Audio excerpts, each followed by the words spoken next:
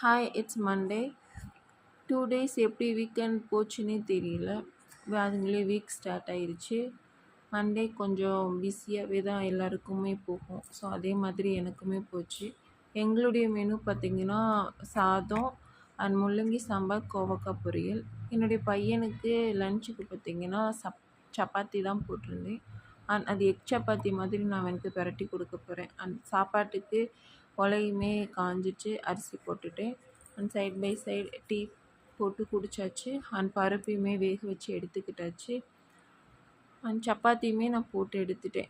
சப்பாத்திக்கு வந்திங்கன்னா எண்ணெய் ஊற்றிட்டு கடுகு போட்டு தாளிச்சிட்டு வெங்காயம், பச்சை மிளகா, தக்காளி இதெல்லாமே போட்டு தாளிச்சிட்டு அந்த சப்பாத்தி இந்த மாதிரி கட் பண்ணி அதையும் போட்டு வதக்கி விட்டுருங்க.